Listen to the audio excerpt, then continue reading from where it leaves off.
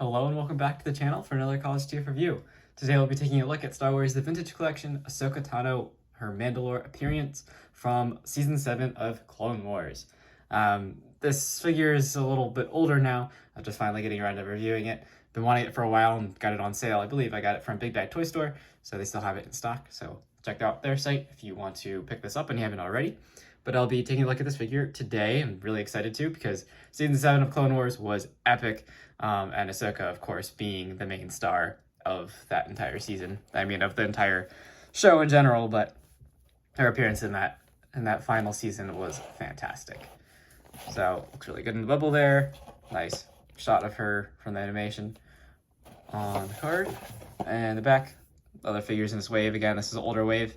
I have reviewed Darth Maul from his Mandalore appearance as well. Don't have him with me, unfortunately, for comparison, but I have a few other figures that I'll show instead. So let's get her out of the packaging.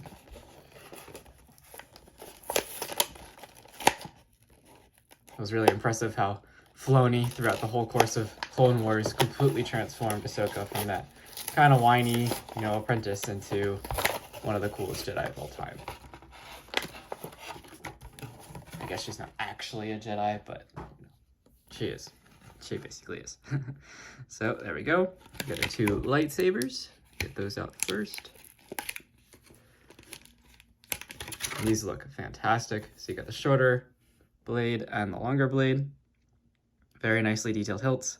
Black and silver paint on them. Very nice. What Anakin gives her before they are no longer master and apprentice.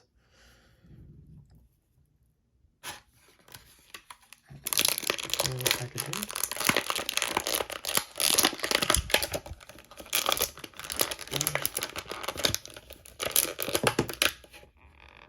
Ready.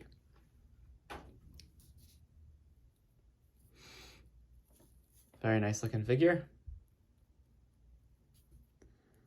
See more of an animation style. I have a reviewed Ahsoka already on the channel, that being her appearance from The Mandalorian and now the Ahsoka show. Same actress, of course, Rosario Dawson. But this is her animation appearance, so a bit of a different profile. Looks very good though, very accurate to the show. Very nice paint apps there throughout. Silver looks fantastic on her skirt piece there and on her gauntlets. Mandalorian appearance was cool. She had some extra armor on her.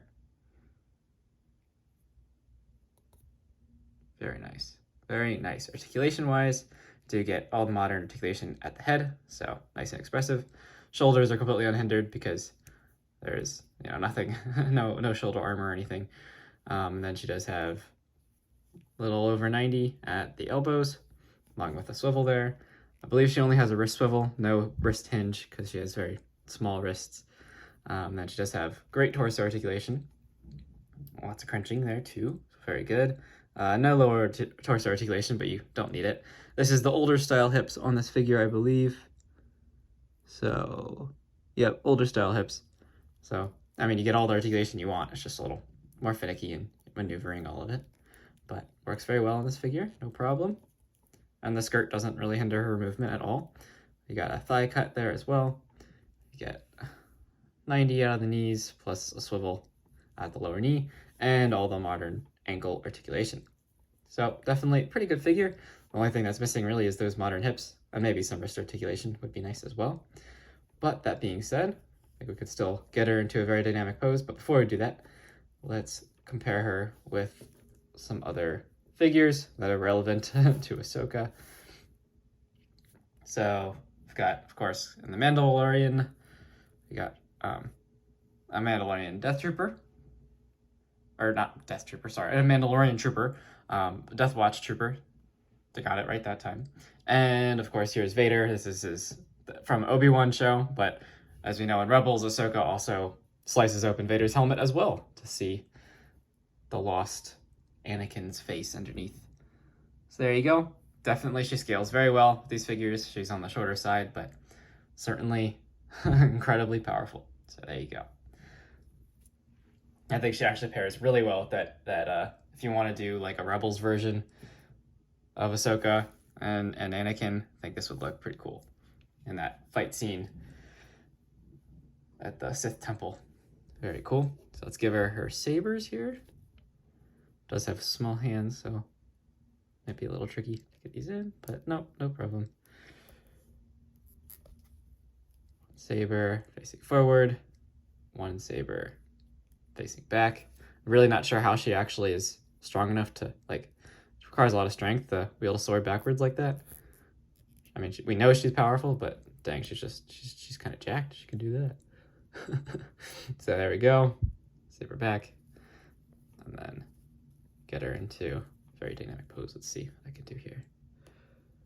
So one thing with these older style hips is, you know, you just have to kind of line up that hinge where you want it whenever you want to get a figure into a certain pose. They work well. It's just takes some little more effort than the modern hinges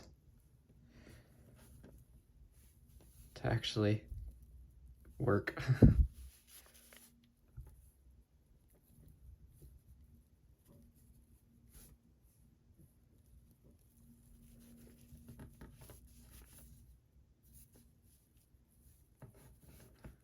But yeah, actually, you can get her into dynamic poses pretty easily.